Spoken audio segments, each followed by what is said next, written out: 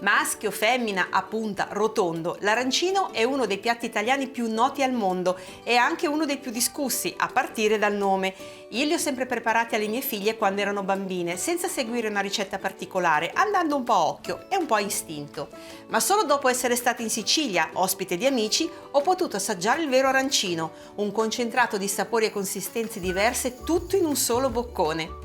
Ne sono rimasta rapita e, morso dopo morso, ho cercato di rubare i preziosi consigli degli artigiani che nei bar, rosticcerie e banchetti per strada tramandano la tradizione di questo piatto unico. Oggi li prepariamo insieme. Pronti? Iniziamo!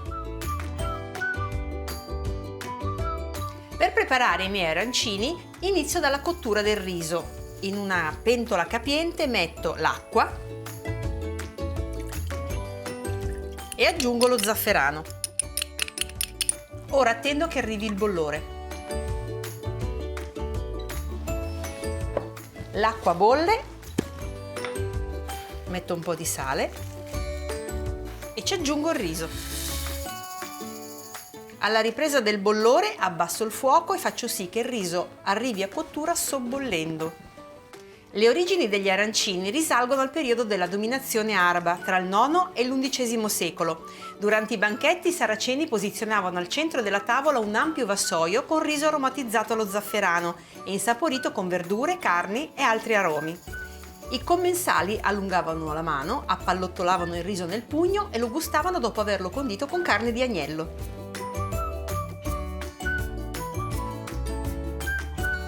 Il riso, come potete vedere, è cotto, ha assorbito tutta l'acqua ed è molto cremoso. Spengo il fuoco, aggiungo il burro, lo faccio sciogliere completamente nel riso.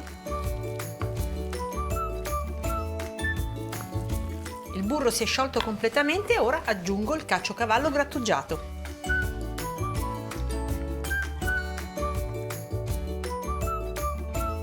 E ora verso il riso in una teglia, questa è una teglia che misura circa 38 x 25, in modo che si raffreddi e si compatti un po'.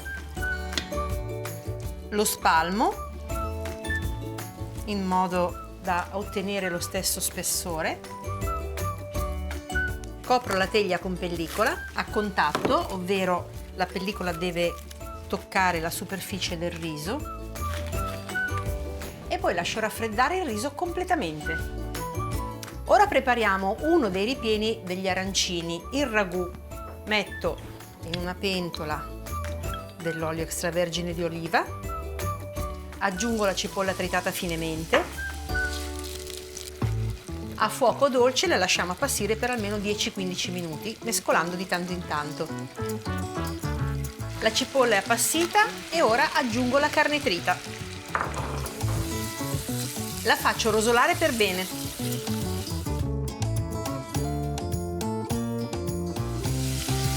È il momento di sfumare con il vino rosso e di lasciarlo completamente evaporare.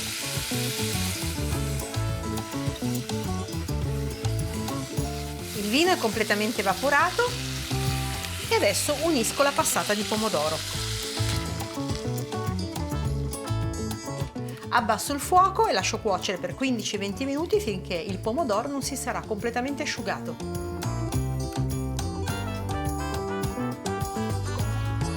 Il sugo si è asciugato, aggiungo i piselli. Lascio cuocere altri 10 minuti, dopodiché posso spegnere il fuoco. Il ragù è pronto, spengo il fuoco e lo lascio raffreddare.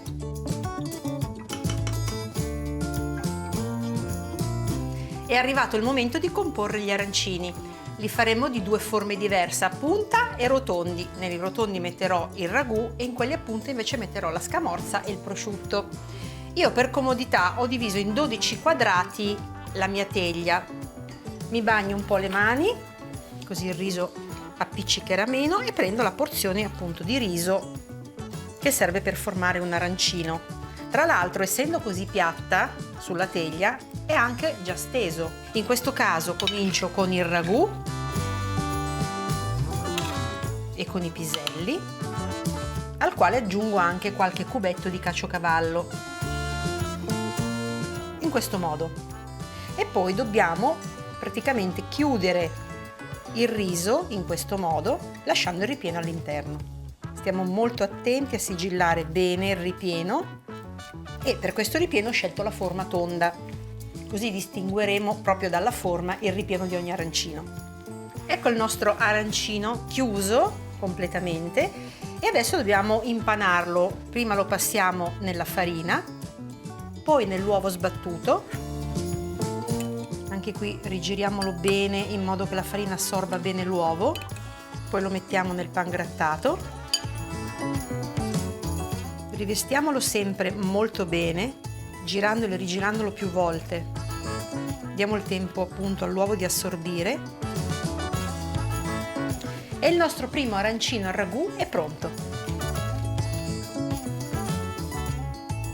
E ora passiamo all'arancino a punta, quello che all'interno avrà prosciutto cotto e provola. Mi bagno sempre un po' le mani, prendo i 120 g di riso, formiamo sempre una conca al centro, dove andiamo a posizionare appunto prosciutto cotto e in questo caso provola. Chiudiamo, formiamo prima la solita pallina e poi andiamo a formare la punta. Questo farà sì che voi possiate riconoscere che ripieno avete messo all'interno. Eccolo qua, direi che ci siamo. E ora facciamo la stessa cosa, passiamo l'arancino nella farina, bene da tutte le parti mi raccomando, poi nell'uovo. In questa fase state attenti a non bucare l'arancino con la forchetta e lo passiamo nel pangrattato.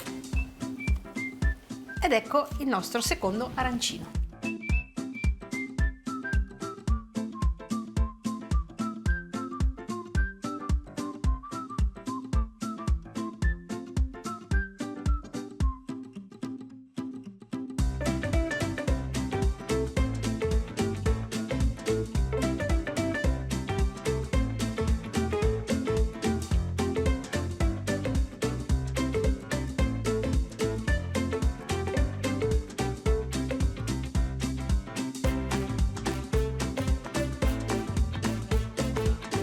I miei bellissimi arancini al ragù e al prosciutto sono pronti.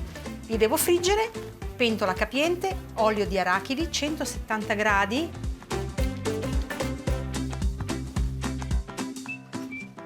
Rigiriamoli ogni tanto, mi raccomando, sempre con delicatezza per non romperli. E li toglieremo quando saranno belli dorati. Ma alla fine si dice arancino o arancina? A Palermo solitamente si usa il femminile arancina, mentre a Catania il maschile arancino. Il perché di questa differenza è presto spiegato. Per alcuni si dovrebbe chiamare arancina, visto che il nome deriva da arancia, che in italiano è femminile. Per altri l'arancia, chiamandosi in dialetto aranciu, darebbe nome maschile anche all'arancino. E per par condicio le mie arancine sono pronte. Ne apriamo una?